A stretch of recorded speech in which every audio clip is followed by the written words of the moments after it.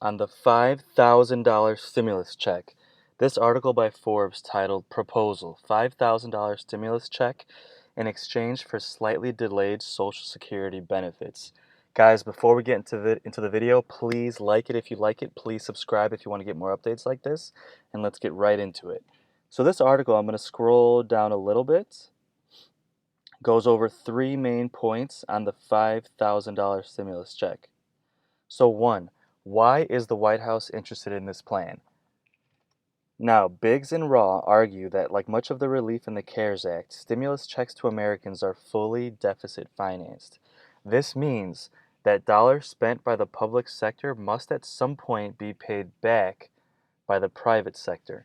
They argue that using targeted loans would get money into the hands of Americans who need it without adding to the national debt, a balancing act that may receive Republican backing while still providing additional aid directly to Americans, essentially trying to provide money to the people without increasing the national debt, which has already been increased by I think $3 trillion in the last couple months. There is currently $38 trillion in Social Security benefits that has been accrued by 2019 that has not yet been received by households. This pool of assets could be used as collateral for the $5,000 stimulus checks.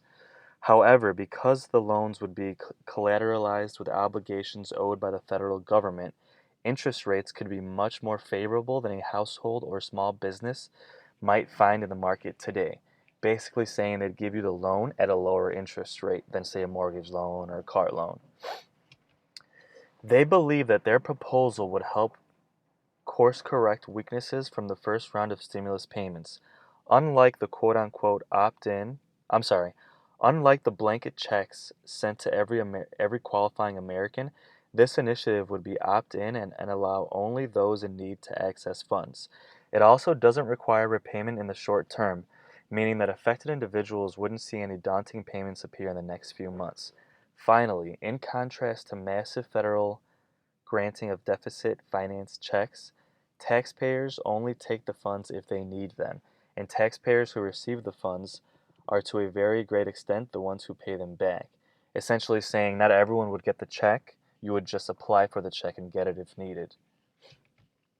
Second fact, does this proposal thread the Democrat-Republican needle, essentially making a compromise between what Democrats and Republicans want? Republicans stand to be supportive of this proposal because it would provide aid without fear of adding trillions to the national deficit. Democrats might appreciate the ability of cash-strapped Americans, including the the 20 million people who lost their jobs in April, to receive more money directly into their bank accounts. But is this good public policy? Some experts are worried about the true intent of the proposal, arguing that this is simply conservatives exploiting a healthy emergency to destroy Social Security. Would accepting this proposal open Pandora's box with every future aid bill anchored on a demand to cut deeper into the Social Security safety net? Everything, of course, except more tax cut bills. So essentially, in a sense, this is a compromise because it puts money directly into the people's bank accounts like the Democrats want, but it also doesn't increase the national debt as much like the Republicans want. The worry is that you're taking away from Social Security, which then sets a precedent to keep doing it in the future. Fact number three, is this robbing Peter to pay Paul? Essentially, is it a short-term benefit for a long-term loss? And is it worth that long-term loss?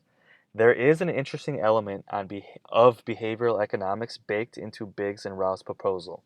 A cognitive bias, technically known as hyperbolic discounting, predicts that people will value smaller, more immediate rewards over larger, later rewards. Think of the famous marshmallow delayed gratification test given to children, where they can either eat one marshmallow right away or two if they wait 15 minutes. Given the immediacy of the $5,000 payment and the long time frame before incurring the cost, Social Security benefits can be claimed starting at age 62. There is a high likelihood that many cash-starved and desperate Americans would rapidly opt in and delay receiving Social Security benefits.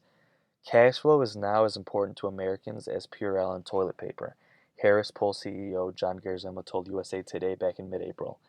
It's the old adage, money in the bank now is better than money in the future, And I think that's especially true for Americans right now, he said. People are trying to weather the storm and batten down the hatches. People need money. People need help.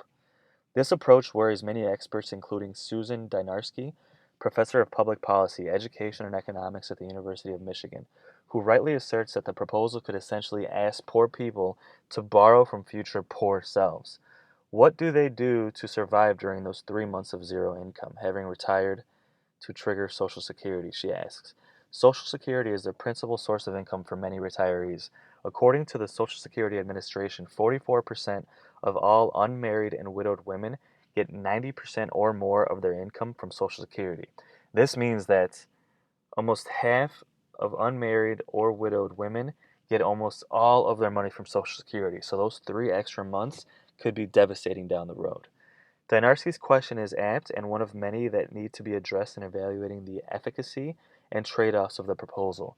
However, there is nothing stopping a modified proposal that smooths out payback over several years of receiving benefits, essentially saying, good idea, but instead of completely cutting out Social Security payments for 3 months, let's pay, let's say, 20% over the course of 2 years, over the course of 5 months, or 10% over the course of 10 months, etc.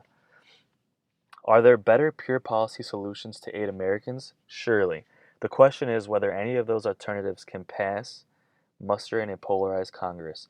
In other words, is this simply robbing Peter to pay Paul, or a suboptimal policy proposal that is sufficiently politically palatable for both Democrats and Republicans to stomach? So, what do you think, guys? A little controversial, but it seems like a lot of Republicans do support this. If they modify it, the Democrats might also be in support of it as well. If you've made it this far into the video, please like it. Please comment your thoughts on this below. Thanks for watching, guys. Take care. I know it's been a hard time for everybody, but I will keep posting updates on this bill as soon as they come in. Thanks and have a great day.